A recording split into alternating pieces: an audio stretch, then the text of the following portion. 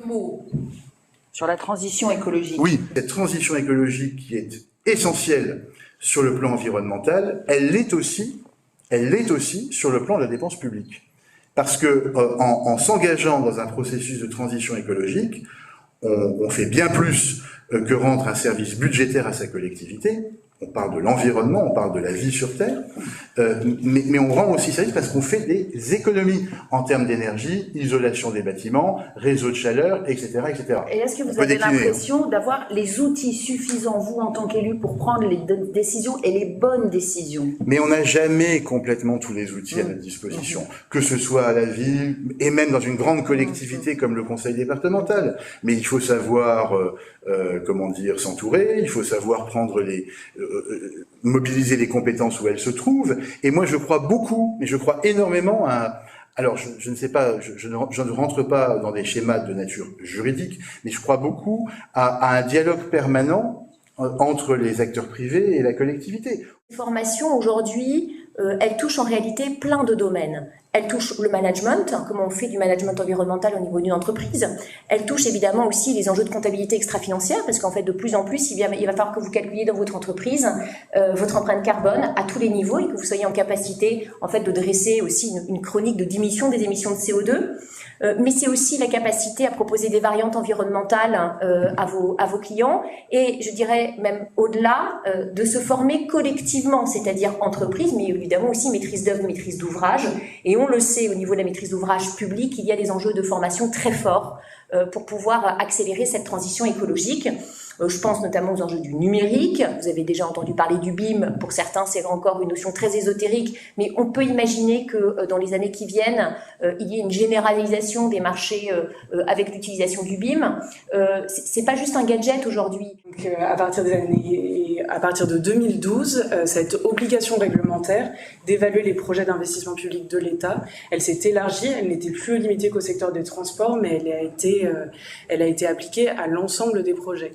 Donc ce sont des projets qui peuvent être très différents. Ça peut aller de la construction d'un centre hospitalier universitaire à un investissement de l'État pour acheter un supercalculateur de prévision météorologique. On voit que ce sont des projets différents, mais que l'on peut analyser avec la même méthode qui est régulièrement mise à jour par France Stratégie, par le Secrétariat général pour l'investissement. Donc cette méthode, on peut l'appliquer à un ensemble de projets, et dans le cas des victoires de l'investissement local en 2019, on l'a appliqué à la plateforme de Thionville. Donc on repart de cette balance et puis on détricote l'ensemble du projet. D'un côté, on a les impacts qu'on appelle négatifs, qui sont l'investissement, qui sont les dépenses d'exploitation et les externalités négatives pendant la phase chantier, évidemment liées au bruit. Donc on voit la monétarisation qui est plutôt évidente pour ces impacts. Et puis, il y a les impacts positifs liés à la construction d'une passerelle mode doux, puisque cette passerelle a permis aux cyclistes, aux piétons, d'éviter de prendre une passerelle qui était, un ouvrage d'art, qui était avant plutôt réservé aux automobilistes. Et donc, avec la mairie de Thionville, on s'est dit, vraiment à minima, cette passerelle, elle va permettre de doubler le nombre de cyclistes par an. Et donc, elle va permettre à des gens qui, avant, empruntaient leur voiture pour aller de leur domicile à la gare, de prendre maintenant le vélo ou leur pied, tout simplement. Et donc, on va diminuer la voiture et inciter la pratique sportive. Diminuer la voiture, ça veut dire des gains de pouvoir d'achat pour les utilisateurs, parce qu'utiliser un vélo, c'est bien moins cher qu'utiliser sa voiture au kilomètre. Diminuer les émissions de CO2. Avec uniquement 80 personnes qui passent de la voiture au vélo pour ce genre de trajet, on évite 7 tonnes de CO2 par an. On diminue également la pollution atmosphérique, il n'y a pas que le CO2 qui est émis par les voitures. On diminue la pollution sonore sur le temps long. Et puis, on permet une hausse de la pratique sportive. Il y a beaucoup d'études qui montrent les impacts positifs de cette hausse de la pratique sportive, notamment ces courts trajets, domicile-travail, autres moyens de transport. Ça permet de réduire la mortalité précoce en moyenne de 28%. Et ça, c'est un gain pour la société, pour la sécurité sociale. Franck Certelon, quand vous travaillez sur cette passerelle, vous êtes conscient de tout ça? Vous avez cette vision-là? Alors effectivement, on est de plus en plus conscients, nous, entreprises, de ces impacts socio-environnementaux. Alors, pour ce qui concerne la passerelle de Thionville, tous nos partenaires, par exemple, étaient locaux, puisque la charpente était fabriquée à Verdun, les fondations profondes ont été réalisées par une entreprise locale, qui est l'entreprise Durmeyer. Donc en fait, on a travaillé avec un ensemble de partenaires locaux, ce qui va dans cet esprit-là de carbonatation. On a eu toute une réflexion sur les circulations piétons et cyclistes, comment ça arrivait de l'autre côté. Donc tout cet impact-là a été regardé de près. On a recréé un parc côté rive gauche, à la place d'un parking existant. Et de l'autre côté rive droite, on a créé ce qu'on appelle un théâtre de verdure. Donc en fait, un espace vert avec la possibilité de se poser avec une vue sur la Moselle dégagée. Donc vraiment un aspect environnemental très important associé au franchissement, je dirais, qui était la base du projet. C'est avec plaisir que je vous présente ce projet. Donc vous me parliez d'embouteillage rue Jeanne d'Arc. Donc tout à l'origine, il y avait 2 flux de circulation. Là, le choix a été fait, au contraire, de réduire la place de la voiture pour créer de la place au vélo. Alors, pour passer de 2 voies à 1 voie de circulation, on met en place une piste cyclable, on augmente la végétalisation et surtout, là, vous le comprenez par les schémas, on a un nouveau système de gestion de l'eau. À savoir qu'on récupère la totalité des eaux de ruissellement avec la création d'une chaussette drainante sous la piste cyclable. Donc, quelle est la conséquence de ça? On rebondit maintenant du côté de l'investissement, c'est-à-dire que le chantier, où la métropole de Nancy est maître d'ouvrage, a été accompagné par l'agence de l'eau, qui d'habitude, et la subvention est conséquente, puisque sur un projet de 2,5 millions, il y a eu 300 000 € de subvention de l'agence de l'eau. D'un point de vue investissement, si on appliquait les mêmes critères que j'ai entendus avant pour la passerelle, je suis sûr qu'on a certainement de nombreux autres retours, comme la diminution des gaz à effet de serre, puisque qui dit moins de voitures dit moins de gaz à effet de serre, donc une réduction de l'emploi de la voiture au profit du vélo, et puis également un moindre coût de traitement des eaux, puisque les eaux collectées terminent en infiltration et ne rejoignent pas le réseau d'assainissement de la métropole.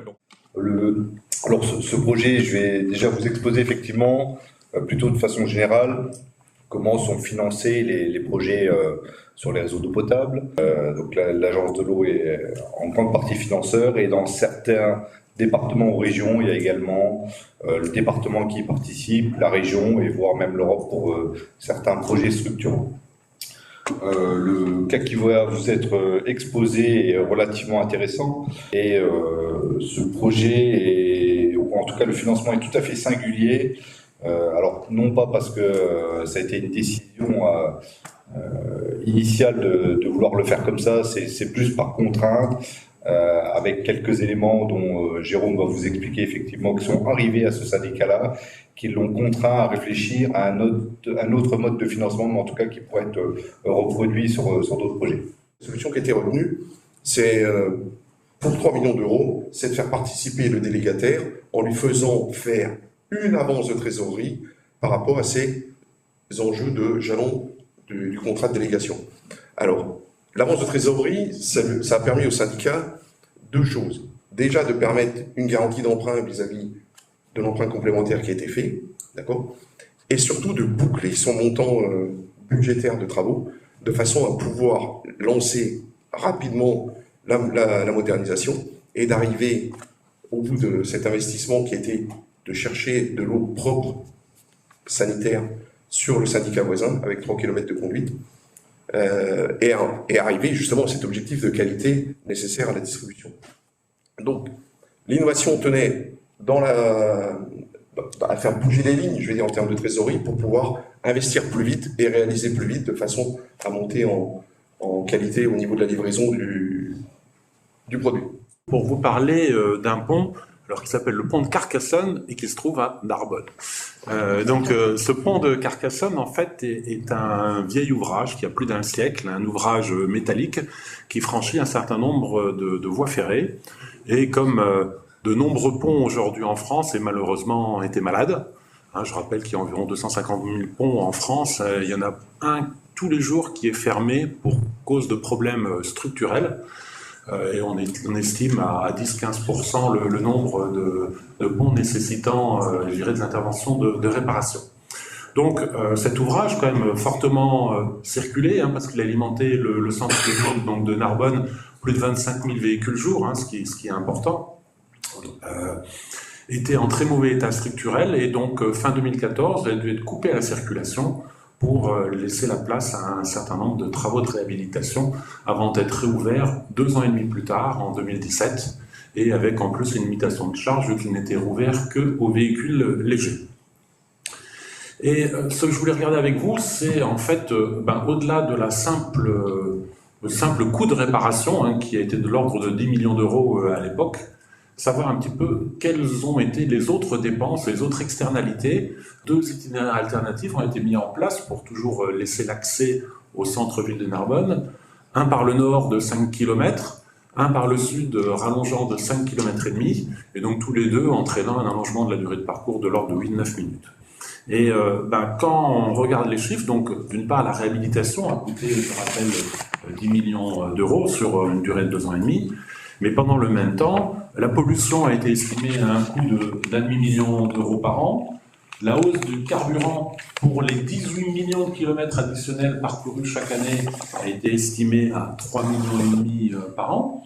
Et enfin, la perte de temps dans les transports, c'est généralement quelque chose qui est chiffré dans ce cas de figure à environ 10 euros de l'heure, représente un coût de pratiquement 9 millions d'euros. C'est-à-dire qu'on a, en plus du coût de la réhabilitation de 10 millions d'euros par an, sur 2 ans et demi, un coût d'externalité qu'on ne regarde pas toujours, parce qu'encore une fois, c'est pas directement dans le budget, je dirais, de l'État qui a fait la réparation, un coût de 13 millions d'euros par an, multiplié par 2 ans et demi, ça veut dire donc plus de 30 millions.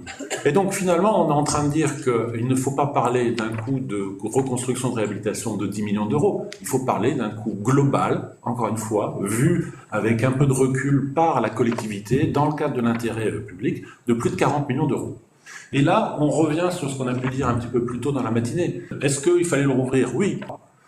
Et est-ce qu'il était rentable? Oui, et il fallait évidemment diminuer son coût, et on voit bien que la part la plus importante, 3/4 du prix global finalement, ça a été la durée de travaux qui était trop longue, d'où l'importance, encore une fois, d'anticiper. Il aurait peut-être fallu préparer un petit peu plus les travaux, laisser un peu plus de temps aux entreprises pour qu'elles aient le temps de faire leur appel d'offres, comme on le dit régulièrement, mais surtout après, peut-être dire on est prêt à payer 1 ou 2 millions d'euros de plus pendant la phase de construction, pour que les travaux ne durent pas 2 ans et demi, mais durent 1 an, et économiser à ce moment-là 20 millions.